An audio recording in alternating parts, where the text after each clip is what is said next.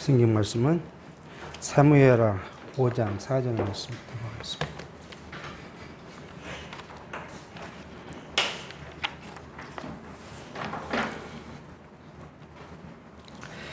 다윗이 30세에 이위에 나가서 40년을 다스렸으되 헤브론에서 7년 6개월 동안 유다를 다스렸고 예루살렘에서 33년 동안 온 이스라엘과 유다를 다스렸더라.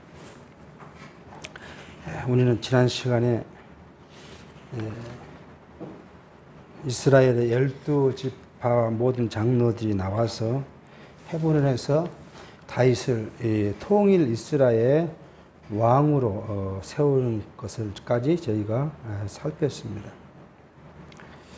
하나님께서는 사무엘 사항아를 통해서 다윗 왕국을 건설하는 과정을 말씀하고 계시는데요. 지난 시간에도 잠깐 살폈지만 다윗 왕국을 건설하는 방법이 실현과 형통입니다. 다윗 왕국을 건설하는 방법이 첫째는 실현과 형통이라는 방법을 갖고 하나님은 다윗의 나라를 세워가는데, 먼저 실현을 위해서 우리는 성경을 가만 보면 하나님의 이 실현을 주시기 위해서 한 일이 뭐죠? 골리앗이란 이방 대장과 싸움을 하게 합니다. 그래서 승리하게 해요. 그리고 나서 백성들이 이 골리앗과 싸움의 승리를 찬양하는데 다윗은 만만이고 사울은 천천히라는 백성들의 노래를 통해서 사울이 시기하기 시작하죠. 그래서 사울이 이제 그때부터 뭐예요? 다윗을 죽이려고 합니다. 만약에 우리가 이제 역사를 이렇게 거꾸로 뒤집어 놓고 생각해 보면 이스라엘 백성들이 다윗이 천천히고 사울이 만만이라고 찬양을 했으면 어땠을까요? 사울은 자기의 왕위를 누구에게요? 자기 아들에게 물려주고 싶은 것은 인지상정이지 않겠어요? 그런데 백성들이 환호하는 소리를 보니까 이제 다윗이 왕이 될 가능성이 높거든요. 그때 이미 이제 사울이 다윗이 기름부음을 받았다, 이렇게 알았다 이런 성경은 말씀하지 않았지만 일단 이러한 일을 통해서 사울의 시기가 시작됩니다. 그래서 계속 시련을 주고 그 시련 가운데 하나님은 또 피할 길을 주시고 이 일을 계속해 나가시죠. 그 다음에 이제 뭐예요? 하나님께서는 다윗을 그대로 두시지 아니하시고 하시는 일이 누구예요? 이제 가장 큰 대적, 자기를 죽이려는 사울의 죽음을 맛보게 합니다. 사울이 죽음을 당하게 합니다. 이게 이제 뭐예요? 우리 성경 결론에서는 대적을 진멸하였다는 거죠. 진멸을 하나님이 하셨다고 이야기를 합니다. 대적을 진멸을 이렇게 사울을 죽음을 만든 다음에 하나님은 헤브론에서 누가요? 유다 지파의 왕으로 다윗을 유다 장로들을 통해서 세웁니다. 그게 이제 다윗 왕국이 세워진 최초의 사건이지요. 그러고 나면 아직도 하나님께서는 다윗 왕국이 온전하게 세워져 가는데 필요한 대적들의 진멸이 있는데, 첫 번째 아브넬을 죽게 하고 이스보셋을 죽게 하죠. 이거 전부 다 다윗의 손으로 한 것이 아니라 자체적 내부적인 일로 이렇게 하나님 마무리하게 합니다. 그래 놓고는 이제 유다 이스라엘의 왕으로 각 지파가 유다에게 나와서 유다를 기름 부어서 왕을 세웠다 하는 것이 이제 우리가 지난 시간까지 살핀 내용입니다. 그러면 이제 이 이후의 다윗 왕국은 뭐 해야 돼요? 형통해야 합니다. 하나님께서 그렇게 약속하셨으니까요. 그래서 이게 이제 다윗은 형통하는 것, 언약대로 언약이 기초한 대로 형통하는 것이 이제 다윗의 나라가 이루어질 것을 이제 우리가 쭉 볼 수가 있습니다. 이게 오늘 이제 다윗의 나라가 어떻게 형통해진가 하는 것을 우리가 이제 살펴갈 겁니다. 그의 전제 조건으로 먼저 말씀하신 것이 다윗이 30세에 왕에 나가서, 그죠? 30세.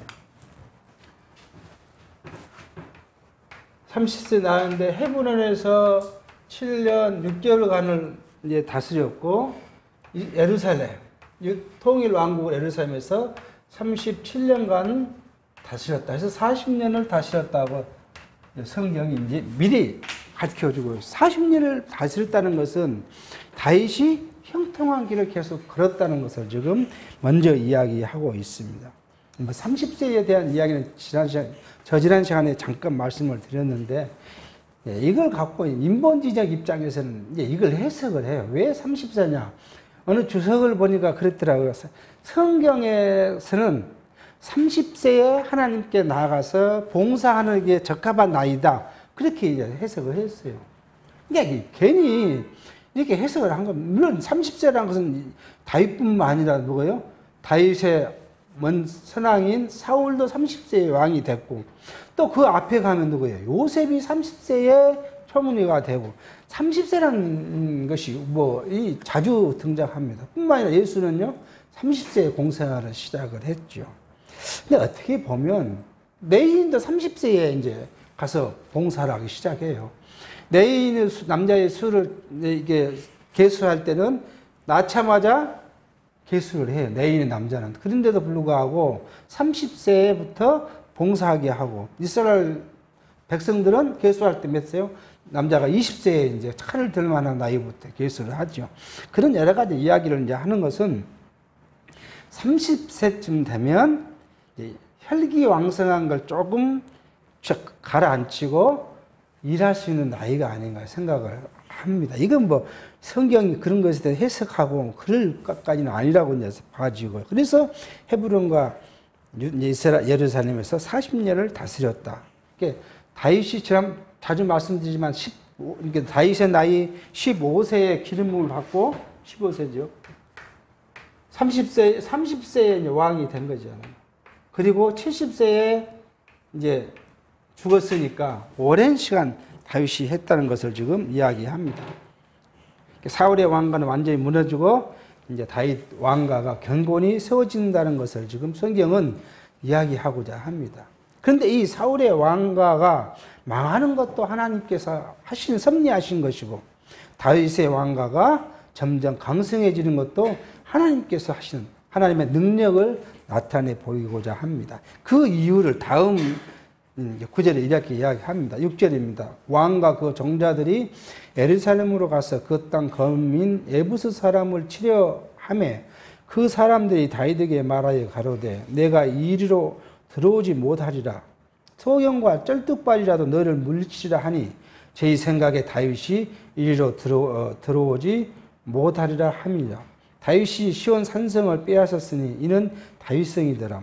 그날에 다윗이 이르기를 누구든지 여부스 사람을 치거든 수구로 올라가서 다윗의 마음에 미워하는 쩔뚝발이와 소경을 치라 하였으므로, 속담이 되어 이르기를 소경과 쩔뚝발이는 집에 들어오지 못하리라 하더라.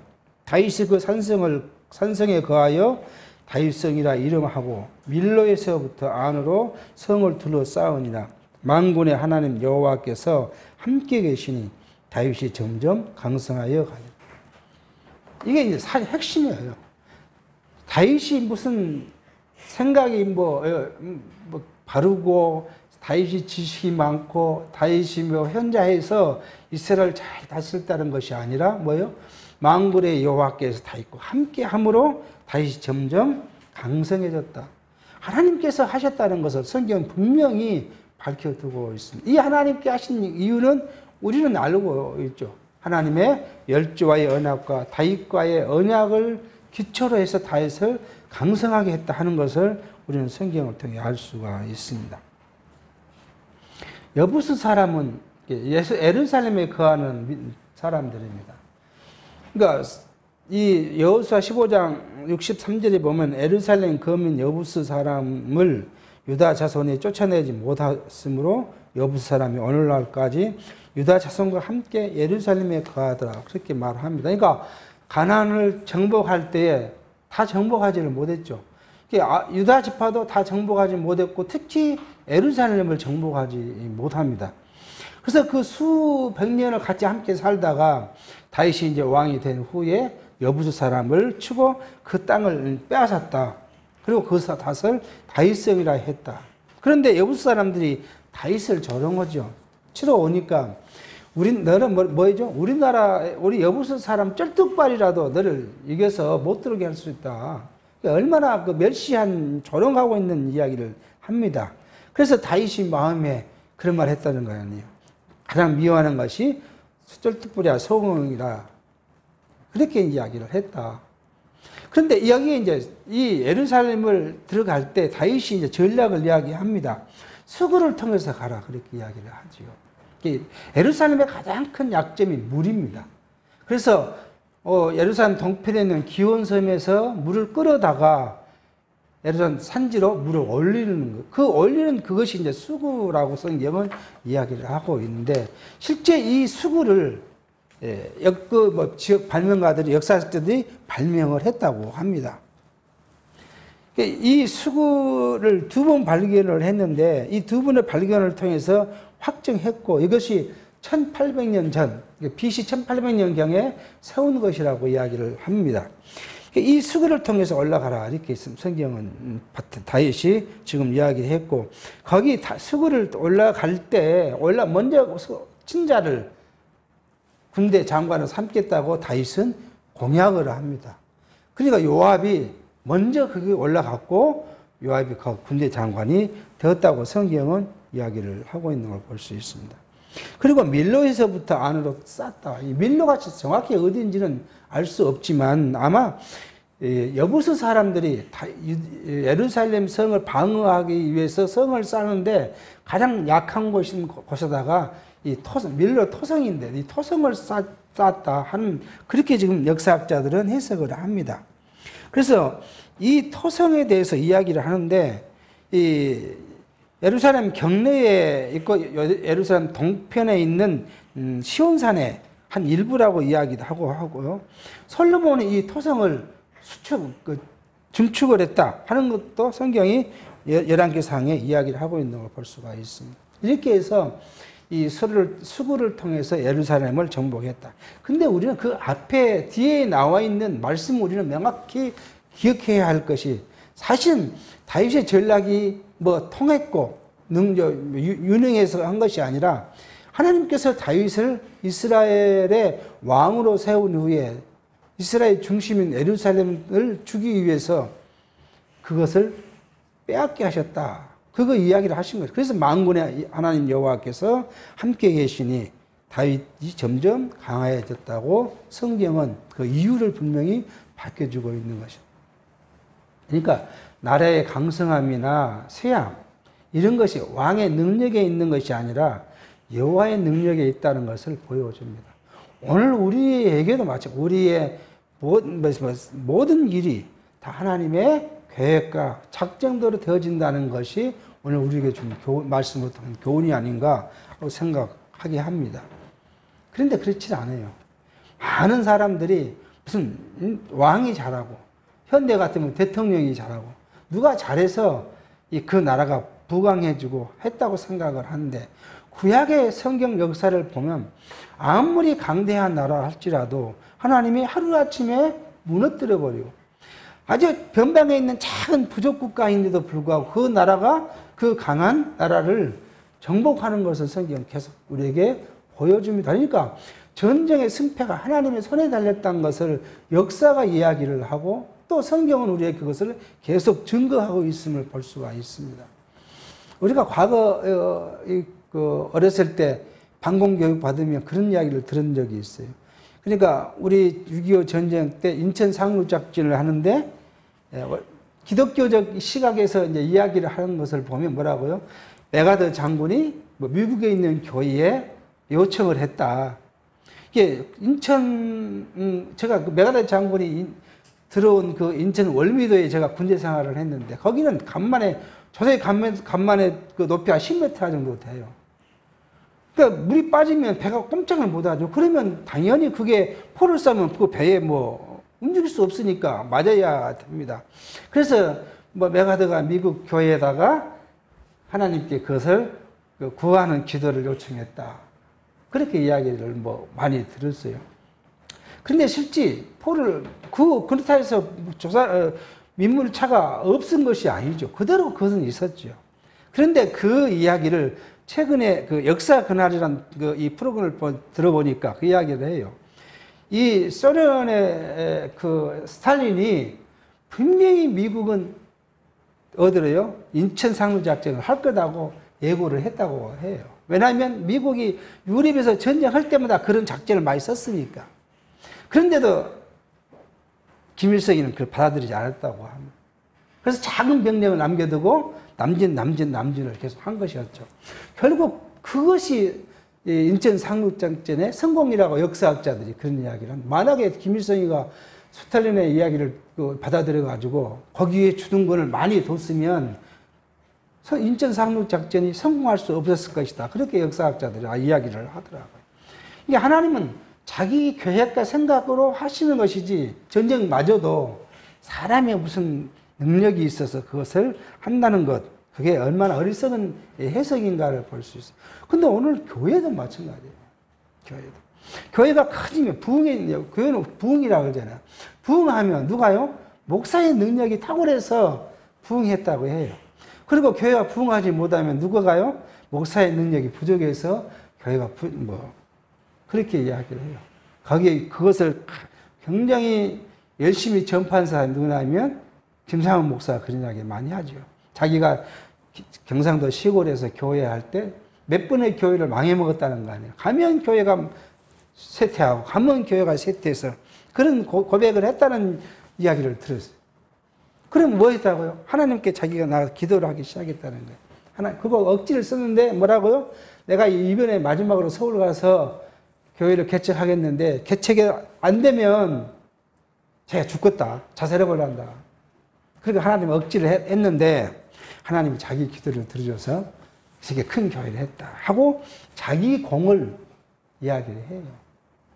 근데 왜 한국 교회를 그렇게 거대한 교회들을 만들까 보면 우리는 뭘 그 안에서 볼 수 있냐 그러면 하나님이 없는 교회를 볼 수 있어요. 예수가 없는 교회를 볼 수가 있어요. 최근에 저도 이 주변에 있는 교회 중에서 저와 과거 연관된 교회이지만 그런 이야기를 해요. 목사님이 은퇴가 아니라 다른 곳으로 옮기려고 하는데 옮기는 조건으로 자기에게 보상을 해달라고 그렇게 이야기한다. 그것도 일반 교인들은 상상할 수 없는 금액을 제시해서. 그러니까 그랬으면 지금까지 하나님의 이름으로 말씀을 가리키고 설교를 하고 했으면 그게 뭐예요 그게? 결국은 따지고 놓고 보면 이게 돈 버는 일이었더라고요. 이 그리스도가 없다는 거예요. 예수가 없어요. 하나님의 이름을 빙자하고 예수의 이름을 내세워서 하지만 최종적인 목적은 자기를 위한 길이 같다는 것을 여실히 드러내 보여주는 모습을 볼 수 있어요. 그러면 우리 말씀운동교회는 어쩌냐 하는 거죠. 그래서 우리가 날마다 자기를 돌아보고 성찰해 볼 필요가 있습니다.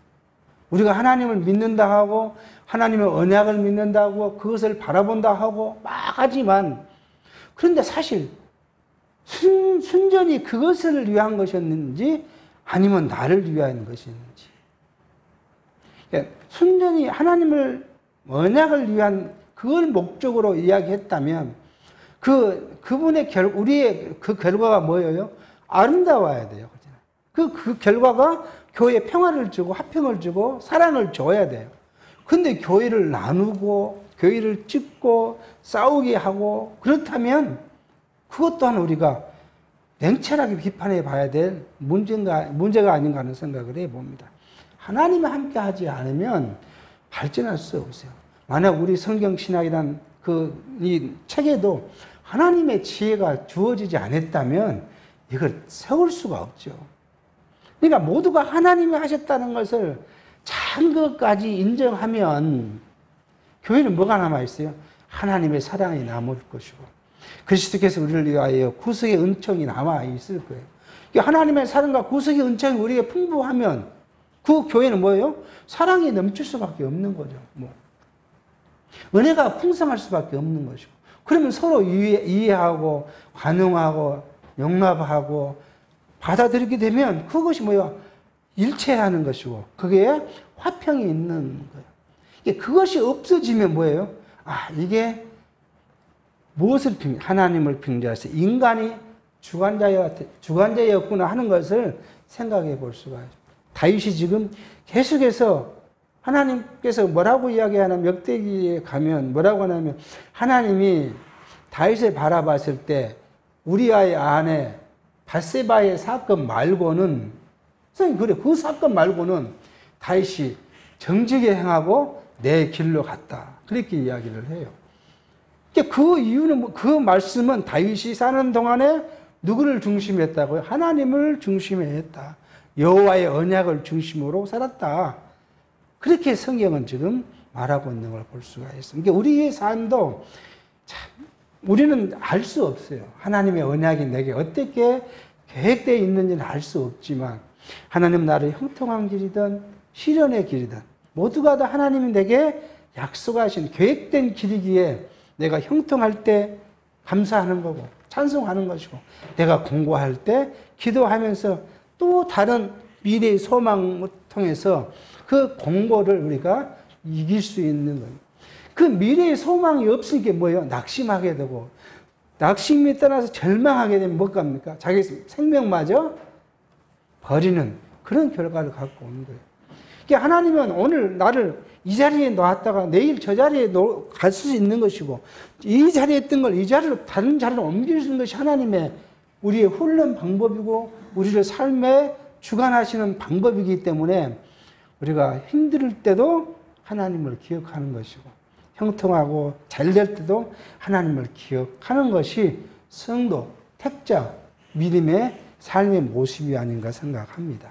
자, 이렇게 다윗이 이제 번성하는데 다윗의 힘으로는 자기 왕국을 건설할 수가 없습니다. 그러니까 이제 11절에 다윗 왕국을 지켜 하십니다. 두로 왕 히람이 다윗에게 사자들과 배양목과 목수와 석수를 보내매 저희가 다윗을 위하여 집을 지으니 다윗이 여호와께서 자기를 세우사 이스라엘 왕을 삼으신 것과 그 백성 이스라엘을 위하여 그 나라를 높이신 것을 아니라. 이 두로 왕 히람, 지금 제가 뒤에 그 지도를 놨던 것이 이제 두로과 시돈, 그 다음에 다른 역사서에 보면은 이스라엘 이 두로가 어디예요? 헬몬산에서 이 백양목을 벌채해 가지고 두로로 싣고 내려와서 두로 배에다 띄워 가지고 요바로 왔고 요바에서 다시 예루살렘으로 옮긴 과정을 이야기하는데 그 위치가 바로 지금 현재 시돈은 그대로 시돈이라 그러고요. 레바논의 시돈이라 그러고요. 그 다음에 이 두로는 티레라는 거 그렇게 하고 요바는 지금 이스라엘 지금 수도가 지금 요바입니다. 그 수도의 근처에 가까운 근처에가 그 요바인데 그래서 야포라고 하죠. 텔아비브 야포라고 영어로는 그렇게 이야기합니다. 요바와 이 텔아비브가 같은 지역으로서 그 지역을 이야기를 하고 있는 걸. 제가 왜 지도를 자꾸 이렇게 하냐 그러면 성경은 그냥 꾸며놓은 이야기가 아니라는 거예요. 명확한 위치를 말씀하고 연대를 이야기하고 한 이유가 뭐냐면 그건 역사적 사실이라는 것을 성경을 밝혀보기 위해서 지도나 역사 이야기를 가끔 합니다. 자, 그렇게 해서 이 왕국을 이제 짓습니다. 다윗이 자기 스스로의 힘으로 자기 집을 지을 수 없는 것을 두로 왕이 뭐예요? 헤물산에서 그 좋은 배양목들을 다 보내고 석수를 보내고 다듬게 해서 자기 왕국을 지은 것을 보고 집이 지어진 걸 보니까 뭐예요? 여호와께서 자기를 세우사 이스라엘 왕을 삼으신 것과 그 백성 이스라엘을 위하여 그 자기 왕 나라 이스라엘 나라를 높이신 것을 안다. 자꾸 하나님께서는 과거에는 뭐 하셨어요? 시련을 통해서 다윗을 훈련시켰으면 이제는 형통함을 통해서 다윗이 자꾸 소망을 갖게 하는 모습을 볼 수가 있습니다. 하나님께서는 이스라엘 나라를 굳건히 세워가고 한 것은 이유는 뭐냐면 이스라엘 자손을 통해서 가나안 땅에서 잘 먹고 잘 사고 행복하고 배부르게 살아가는 이야기가 아니에요. 내가 너의 열조와의 언약을 분명히 세웠고 그 언약대로 너희들을 다스려 가는데, 세워 가는데, 그것을 통해서 누구를 알라고요? 내가 하나님이 여호와이신 걸 알라. 그리고 나를 깨닫고 나만 경외하고 섬겨라. 이걸 이스라엘 백성들에게 가르치기 위해서 수백 년간 하나님께서는 이스라엘에게 교훈하고 있는 걸 볼 수가 있습니다. 어떻게 보면 우리는 잘 모르는 미지의 이스라엘이라는 그 나라의 역사, 구약이죠. 이 역사를 통해서 우리는 하나님을 발견하고 알고 깨달아 가는 데 비해서 이스라엘 자손은요, 직접적으로 자기들 몸을 다했어요. 자기 조상들이 광야에서 40년간을 뭘로요? 만나와 메추라기를 먹었고, 물이 없을 때 하나님은 반석을 쳐서 물을 먹였고, 쓴물을 달게 해서 먹었던 역사. 자기들은 하나도 없는데 이방 민족들이 자기를 쳐들어왔을 때 하나님이 먼저 가서 전쟁을 통해서 보호해 주셨던 역사. 그러면서 모세에게는 뭐라고요? 내가 그 천사들을 먼저 앞서 보내서 누구가요? 이방족과 싸우게 하겠다고 약속을 하고, 그리고 이제 가나안을 향해서 가게 했던 역사들을 자기들은 체험하잖아요. 그리고 사사기나 그 다음에 이 구약의 역사를 통해서 체험했음에도 불구하고 아직도 이스라엘은 자손들은 하나님에 대해서 무지합니다. 우리보다 훨씬 무지합니다. 최근에 어떤 서적을 보니까 이스라엘의 지금 전통적인 보수 그 유대인들이 이제 살아가는 지역이 있다고 그래요. 지역이 있는데 거기서는 안식일을 지켜야 되고요. 안식일을 이렇게 장사를 하는데 이스라엘의 일반 인도 장사를 하지만 아랍인들도 장사를 많이 하더라고요. 안식일을 해야 되니까 6시가 되기 전에 와서 그 사람들이 와서 막 종을 치고 다니고 소리를 지르고 다니고 빨리 문 닫아라고 그렇게 떠들고 다니더라고요. 그런데 이스라엘 그 사람들은 일을 않고 뭐냐면 나라에서 돈을 줘서 먹고 살아요. 아무것도 안 해요. 그 사람들은 그냥 성경이나 그 자기들 갖고 있는 쿠란 뭐죠? 그거나 입고 코란 입고 그러고 있는 사람들이 있고 그 지역 사람들이에요. 근데 거기에 대해서 혐오를 느끼기 시작한다는 게 이스라엘 백성들이. 그 유대의 전통에 대한 혐오를 느끼기 시작하니까 뭘 온다고요? 신약에 대해서 관심을 갖기 시작한다는 거예요. 그러니까 하나님은 수천 년 동안 그렇게 해서 그리스도를 배척하게 만들더니 이제는 스스로 외국에서 말씀을 전해져서 말씀을 받는 것이 아니라 내부의 문제로 말씀을 보기 시작한다는 거예요. 그러니까 하나님의 사역은 우리 생각과 우리가 과거 우리 지금 현재 말씀운동교회라든지 일반 교회도 말씀 어디로 전도해요? 중국으로 전도하면 중국이 또 서쪽으로 전도할 것이고 그렇게 가면 어디로요? 이스라엘로 갈 것이라고 생각하고 우리는 그걸 열심히 했죠. 지금도 열심히 하려고 하고요. 근데 하나님은 그런 방식으로 한 건 아니라는 걸 볼 수가 있어요. 내부에서 내부의 문제로 신약의 말씀을 받기 시작. 신약의 말씀이라는 것은 예수를 이제 받아들이기 시작한다는 거예요. 그렇게 보는 걸 볼 수가 있어요. 다윗이 하나님을 아는 것은 다윗의 지식이나 지혜로 아는 것이 아니라 다윗의 형통을 통해서 계속 하나님이 어떻게 하신다는 걸 알아요. 과거에는 15년 동안 무엇을 통해 시련을 통해서 하나님을 의지했다면 이제는 형통을 통해서 볼 수 있는 걸 알 수가 있습니다. 13절입니다.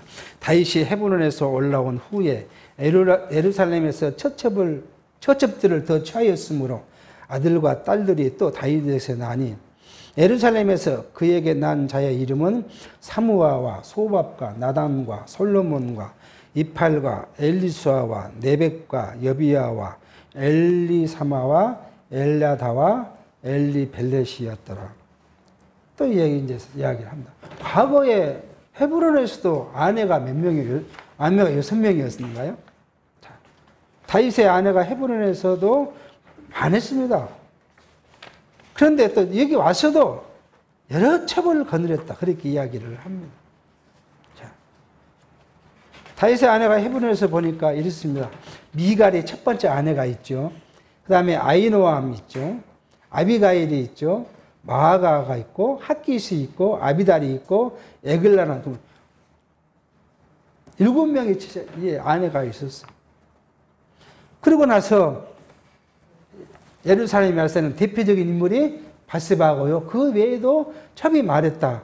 밧세바는 솔로몬과 사무아와 소박과 나단. 지금 앞에 말한 사람들이 밧세바의 아내고요.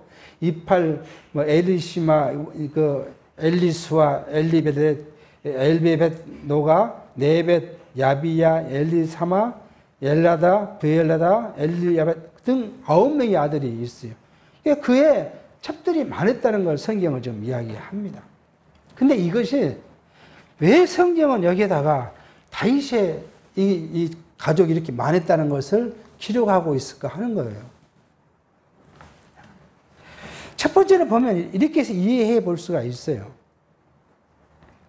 다윗의 형통을 이야기할 수 있어요. 다윗이 얼마나 형통했느냐? 다윗의 행위에 관계없이요. 다윗의 형통은 벌써 아내가 뭐 10여 명 이상이 되게 해서 그 아들들이 뭐 거의 15, 16명 되게 했다. 그 이야기를 지금 다윗의 형통을 암묵적으로 말씀할 수도 있고요.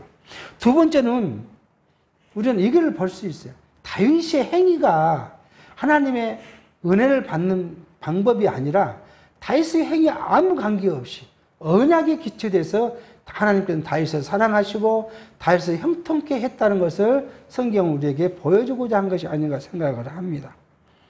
다윗이 얼마나 실수를 많이 했습니까? 뭐 뒤에 가면 말씀하지만 다윗이 어떤 생각을 해봤냐면요.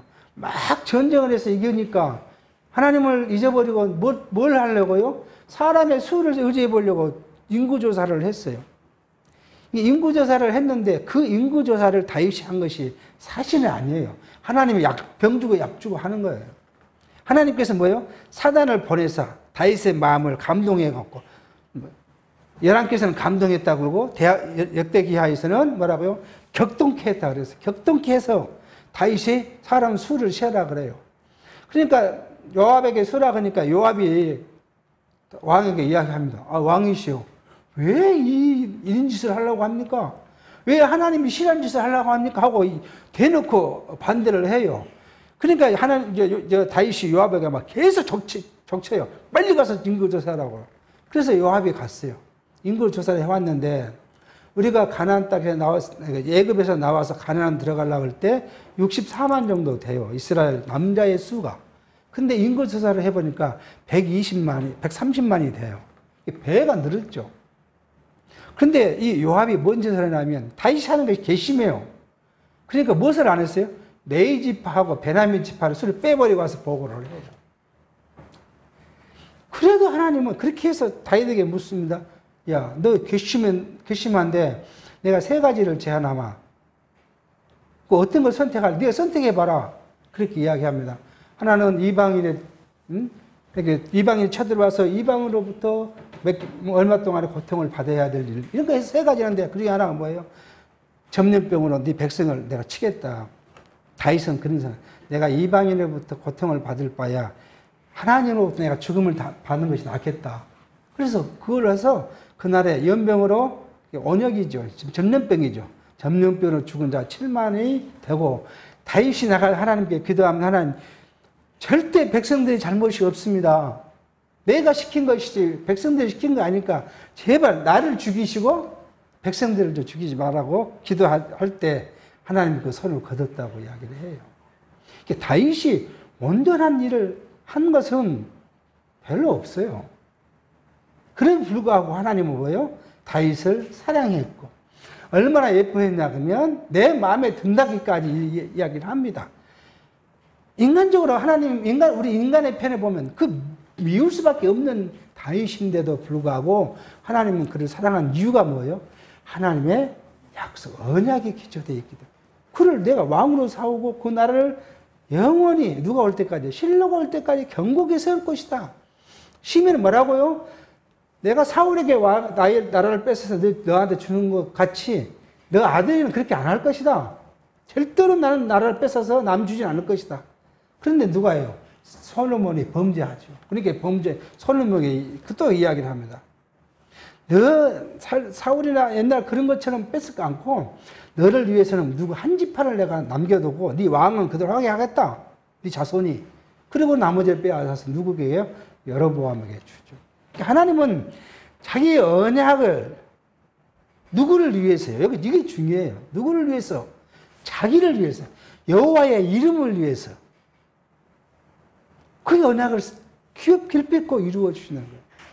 사람이 잘하고 못하고가 아니라 여호와 하나님의 그 이름을, 영광스러운 이름을 위해서 자기가 한 언약을 기필코 이루어 주시는, 이게 하나님의 섭리의 목적이라는 거예요. 오늘 우리를 잘되게 하고 어쩌는 것이 우리를 위해서인 것이 아니라 누구를 위해? 자기 이름을 위해서 하신다고 이야기를 합니다. 그러므로 하나님의 언약을 이루신 여호와를 우리는 깊이 생각하는 거예요. 만약에 하나님이 이것저것 다 없이 우리 기존처럼 기도하면 응해주고 기도 안 하면 삐꾸고 그러신다면 어떻게 하나님을 신뢰할 수 있겠습니까? 지금 세상에서 가리키는 하나님은 그거잖아요. 하나님 무슨 하나님이라고요? 질투하시는 하나님이니까 하나님 마음에 안 들면 하나님은 질투해서 우리를 친다고요? 노예에서는 치신다고 이야기를 해요. 그러니까 질투하지 않게 하려면 뭐 해야 돼요? 항상 하나님만을 사랑한다고 이야기해야 돼요. 사람처럼, 사람 마음처럼. 그렇게 해서 하나님을 이야기합니다. 근데 하나님은 성경으로 좀 그렇게 하지 않아요. 하나님의 언약은 인간의 행위에 아무 관계없이 자기를 위해서 끝까지 이루어 주신다는 것을 이야기하고 있는 걸 볼 수 있습니다. 다윗의 이 일은 올바른 일은 아니에요. 성경에 이 왕이 되는 사람은 어떻게 했나? 아내를 많이 두어서 그 마음에 미혹되지 말라고 합니다. 근데 이 다윗이 아내를 많이 둬, 솔로몬도 얼마나 많이 뒀습니까? 솔로몬의 아내가 몇 명이에요? 3,000명이라고 하지 않습니까? 그러니까 하나님께서는 그 3,000명을 통해서 솔로몬 미혹을 당하니까 무엇을 해요? 하나님의 성전에 이방신의 신상을 갖다가 앞에 세워놓고 절하게 하는 거예요. 그러니까 하나님이 솔로몬의 노예 진노하십니다. 또 이 다윗가는 이 아내가 많고 자식이 많은 것 때문에 이제 다윗의 왕가의 비극이 시작돼요. 아버지와 아들이 싸우고요. 형제와 형제가 싸우고 왕위를 위해서 다투기 위해서 싸우는 그런 과정을 바쁩니다. 그러니까 또 우리 성경신학자 입장에서는 이런 것이 다 하나님의 언약이라고만 이야기를 하니까 하나님께서 주신 교훈은 생각하지 않아요. 그래서 뭐 아무 그래 하면 돼. 하나님이 이미 나하고 언약하셨고 하나님 언약대로 성취하실 것이니까 뭐 내가 아무렇게 행동해야 돼. 이렇게 사실은 과거에 그렇게 배웠잖아요. 심지어는 뭐예요? 하나님께 하신 대로 하시면 하게 하시면 하고 안 하시면 안 하면 돼. 뭐 내가 안 하게 하시니까 아무것도 안 해. 내가 뭐 일요일날 성도에 겨져도 나는 안 하게 하시니까 나는 어디 갈 거야. 뭐 연보도 안 하게 안 할 거야. 봉사도 안 하게 하시니까 안 할 거야. 그래서 뭐예요? 하는 사람은 하게 했으니까 하고 안 하게 한 사람은 안 하게 하니까 안 하고 떳떳하다. 그렇게 이야기를 했어요. 그게 한동안 지금은 많이 잠잠해졌지만 그게 한동안 말씀은 전체 교회가 유행하듯이 했어요. 그런데 오늘 이런 건 뭐예요? 하나님을 사랑하는 자가 하나님께 나아가는 것이 얼마나 귀하고 소중하다는 것은 잊어버렸어요. 그래서 베드로 그 히브리서에서는 그런 말을 해요. 너희는 오이기를 피하는 어떤 사람들의 교훈을 따르지 마라. 그런 말을 해요. 그 당시도 그런 거 있었겠죠. 그 당시도. 그러니까 오직 했으면 히브리서 기자가 그 교회들에게, 소아시아의 교회들에게 그 말씀을 해요. 우리는 뭐 때문에 모여요? 하나님의 복을 받기 위해서 모입니까? 누구를 위해서 내가 모입니까? 그거 아니잖아요. 누구 때문에요? 하나님의 사랑과 은혜를 깨달았기 때문에 모여요. 그래서 그 하나님의 사랑과 은혜를 깨달은 자들끼리 교제하고 그것을 풍성하게 하기 위하여 말씀을 배우고 듣고 나누고, 이게 우리의 신앙의 모습이에요. 나를 위한 것도 아니고 상대를 위한 것도 아니고 하나님과 나와 관계에서 하나님의 사랑을, 하나님의 은혜를 내가 받았으므로, 그러므로 각 맡은 자가, 성경이 말한 대로 각 맡은 자가 뭐예요? 구할 건 충성이라는 거야. 하나님께서 내게 어떤 일을 맡기셨는지, 아니 꼭 직분만이 아니에요. 이건 우리가 오해해 왔던 거예요. 집사라는 직분을 줬으니까 뭐 권사나 직분을 줬으니까, 장로의 직분을 줬으니까 그거 안 해요. 그것뿐만 아니라 내가 하나님의 자녀의 직분처럼 귀한 것이 어디요? 하나님의 나라에 거룩한 백성이 내가 직분을 가진, 신분을 가진 것과 하나님의 몸된 교회의 지체가 된 것과 하나님의 양자의 영을 받은 아들이 된 그 신분이 얼마나 귀한, 이게 다른 직분과 비교할 수 없는 거예요, 그게. 그렇기 때문에 내가 하나님의 몸된 유형의 교회에서 봉사자로 내가 살아가는 것이지, 그거 없이 될 수는 없잖아요. 그러면 우리가 그것 때문에 우리가 하나님을 사랑하고 그 사랑된 아들로서, 그 백성으로서, 그 지체로서 우리가 충성하는 거예요. 충성하는 것이 이유가 거기에 있습니다. 그러니까 충성하는 직분, 충성한 자는 뭐예요? 사실은 선한 청직이죠. 내게 내가 획득한 것도 아니고 시험 봐서 받은 것도 아니고 뭐예요?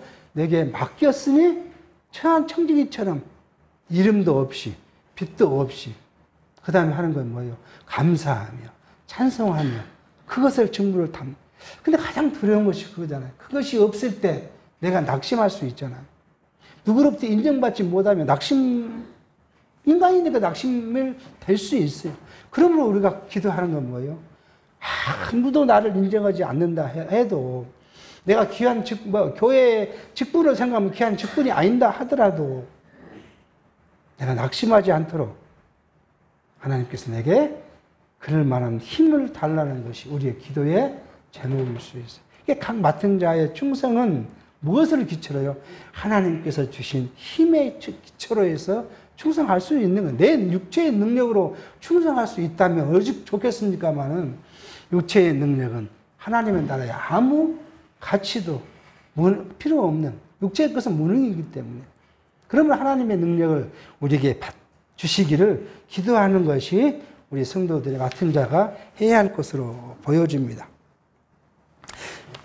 그래서 우리는 하나님께서 다윗을 통해서 하신 일들을 이제 이렇게 살폈고요. 이제는 다윗이 뭘 해야 되나 그러면 다윗이 백성들을 잘 지도하려면 백성들로부터 신망을 받아야 돼요. 오늘 우리도 마찬가지예요. 대통령이 뭐 신망을 받으려면 어떻게 해야 돼요? 나라를 잘 다스려야 되잖아요. 그 당시에는 뭐예요? 대적으로부터 백성을 잘 보호하는 것이 그게 왕이 먼저 해야 될 일이죠.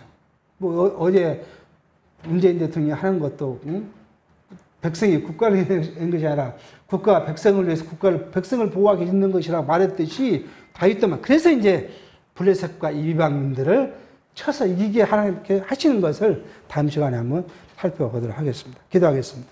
하나님 아버지, 오늘 또 다윗을 통하여 하나님께서 역사하신 과정을 살펴갑니다.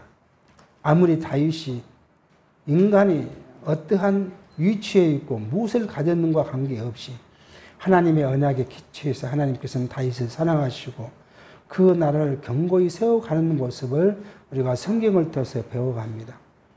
하나님이 바로 여호와이신 것을 우리가 공부하면서 우리의 삶 자체도 하나님께서 우리를 위하여 계획하신 그 계획대로 성취해 가실 것이라는 것을 우리가 깊이 확인하면서 하나님만을 의지하고 하나님만을 섬기며 하나님만을 찬양하며 하나님의 주신 은혜에 감사하며 살아갈 수 있도록 우리와 함께 해 주시고 성령이 우리를 인도해 주셨기를 바라옵고 예수의 이름으로 기도하옵나이다. 아멘.